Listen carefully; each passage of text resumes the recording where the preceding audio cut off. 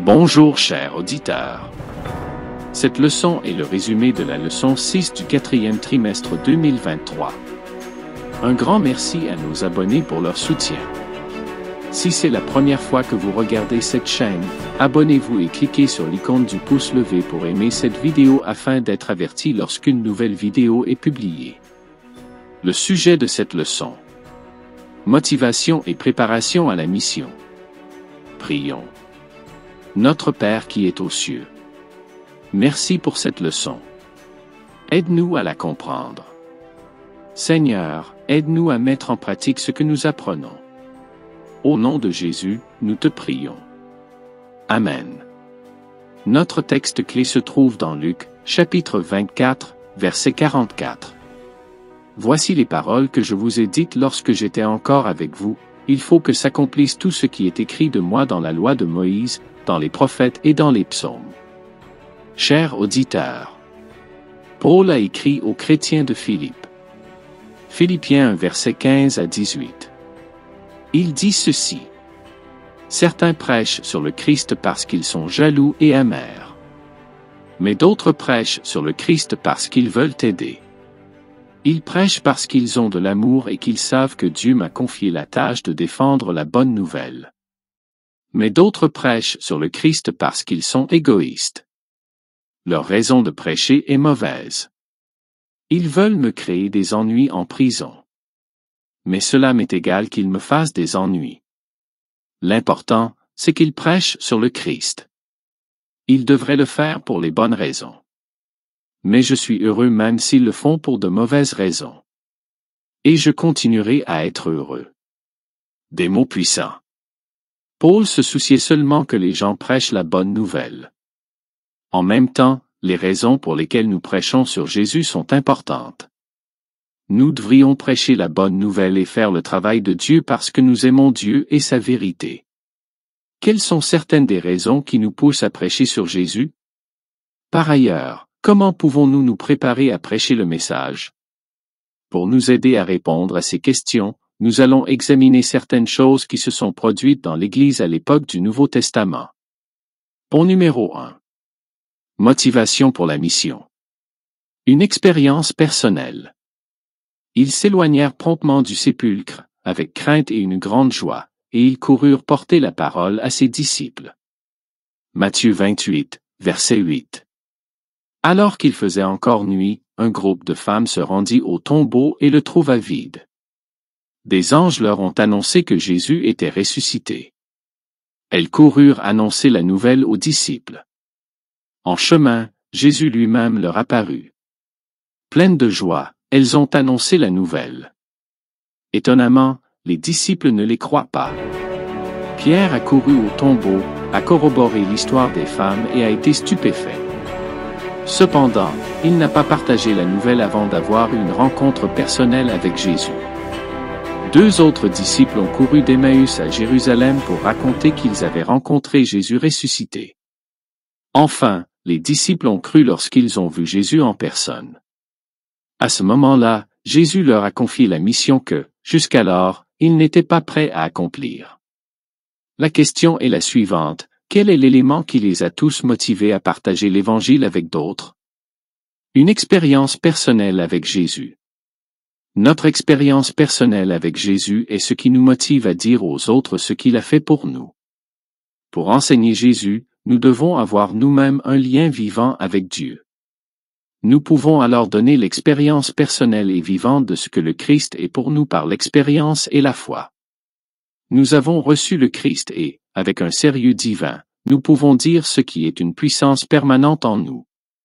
Les gens doivent être attirés par le Christ. L'accent doit être mis sur son efficacité salvatrice. Point numéro 2. Un fondement prophétique.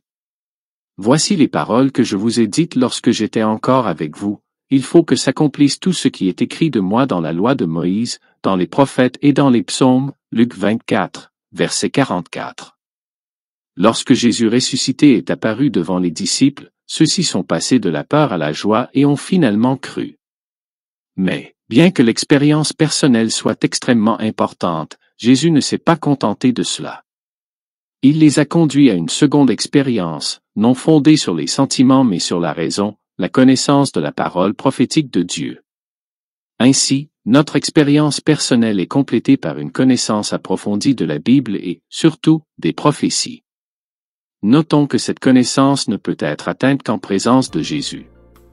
À travers l'Ancien et le Nouveau Testament, nous pouvons voir comment Dieu a annoncé des événements historiques et comment ils se sont réalisés, en particulier ceux liés à la naissance, à la vie, à la mort et à la résurrection de Jésus. En étudiant les prophéties, nous pouvons voir comment l'histoire s'est développée conformément à ce qui était annoncé dans la Bible. Comme nous le voyons dans Daniel 2. Grâce à cette connaissance, nous pourrons partager avec d'autres ces prophéties et d'autres qui doivent encore s'accomplir, en particulier celles qui sont liées à la seconde venue de Jésus et à la vie éternelle. Point numéro 3. Préparation de la mission. Prière et préparation. Comme ils étaient ensemble, il leur ordonna de ne pas s'éloigner de Jérusalem, mais d'attendre la promesse du Père, qu'il leur dit avoir entendu de moi. Acte 1, verset 4. Bien qu'ils soient motivés et qu'ils aient déjà été mandatés pour accomplir la mission, il leur est demandé de patienter jusqu'à ce qu'ils reçoivent la puissance d'en haut. Ils ont passé ce temps d'attente à prier.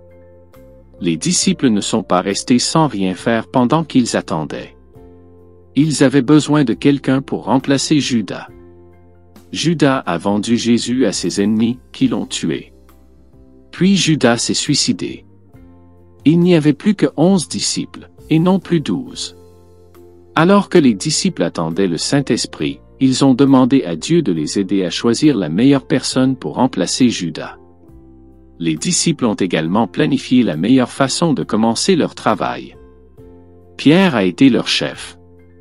Aucun des autres disciples n'a remis en question le leadership de Pierre. Tout le monde a compris que c'était Dieu qui dirigeait Pierre et eux. Ils ont fait confiance à Dieu pour travailler parmi eux et les aider. Avant de commencer un projet pour l'œuvre de Dieu, nous devons rechercher sa direction dans la prière et préparer la logistique de l'action. Point numéro 4. Pratiquer la mission. Une activité unanime. Dans les Actes des Apôtres, chapitre 2, verset 4, nous lisons ce qui suit. Tous furent remplis du Saint-Esprit et se mirent à parler en d'autres langues, selon que l'Esprit le leur permettait. Acte 2 nous raconte ce qui s'est passé à la Pentecôte. La Pentecôte est le moment où Dieu a déversé son Esprit sur ses disciples après que Jésus soit retourné au ciel. Pendant que les disciples priaient, des flammes venues du ciel se sont posées sur leurs têtes. Les disciples ont alors compris que Dieu leur avait donné le Saint-Esprit. Les disciples de Jésus ont commencé à parler d'autres langues. L'Esprit leur a donné la capacité de parler des langues qu'ils ne savaient pas parler auparavant. Dieu a donné à chaque personne des compétences et des connaissances pour l'aider à partager la bonne nouvelle avec d'autres personnes. Dieu ne leur a pas donné ses bénédictions pour les rendre aptes à aller au ciel ou pour les aider à faire des affaires dans une langue étrangère. Dieu leur a donné ses dons pour les aider à faire son travail. Aujourd'hui, Dieu veut que chacun de ses disciples utilise ses dons personnels pour l'aider à accomplir son œuvre. La chose la plus importante que nous puissions faire avec ces dons est de les utiliser pour partager Jésus avec d'autres personnes. Point numéro 5. Continuer sans faiblir. Il s'appliquait à l'enseignement des apôtres, à la communion fraternelle, à la fraction du pain et à la prière. Acte 2, verset 42. Le chapitre 2 des Actes des Apôtres se termine par une belle image de la vie dans l'Église du Nouveau Testament. La Bible dit, les personnes qui acceptèrent ce que disait Pierre furent baptisées. Environ 3000 personnes s'ajoutèrent ce jour-là au nombre des croyants. Ce verset ne nous parle pas seulement du nombre de membres de l'Église et de sa croissance. Les nouveaux membres sont devenus des partenaires à part entière des disciples de Jésus. L'une des tâches les plus importantes de l'Église était de faire de nouveaux disciples de Jésus. Les disciples de Jésus ont enseigné les nouveaux membres de 3 manières. Premièrement, les disciples de Jésus continuaient à leur enseigner la vérité biblique et à être en communion avec eux. Le mot « communion » dans ce verset signifie un partenariat complet. Les disciples de Jésus ont donc collaboré pleinement avec les nouveaux membres de l'Église pour servir Dieu. Les 12 disciples de Jésus ont aidé à corriger les fausses croyances et ont aidé les nouveaux membres à comprendre leurs expériences. Les nouveaux membres ont appris à vivre la vérité biblique en voyant comment les disciples de Jésus vivaient leur vie. Nous ne devrions pas prêcher aux gens ce qu'il faut faire si nous ne leur disons pas aussi comment le faire. Le meilleur sermon est la façon dont nous vivons notre vie. Lorsque nous voyons comment vivent les fidèles disciples de Jésus, nous apprenons à vivre pour Jésus également. Paul a compris cette règle importante.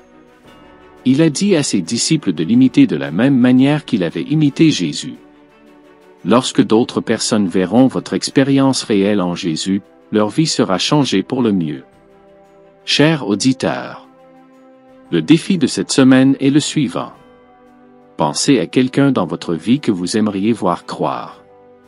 Priez chaque jour pour que cette personne ait une expérience personnelle avec Jésus. Le défi avancé consiste à se poser la question suivante. Quelle est la personne que vous désirez être disciple et d'amener à une relation avec Jésus? Cherchez des moyens d'amener cette personne à la communion avec d'autres croyants. C'est la fin de cette leçon. Veuillez la partager avec vos amis et votre famille et prendre part à cette mission. Que Dieu vous bénisse.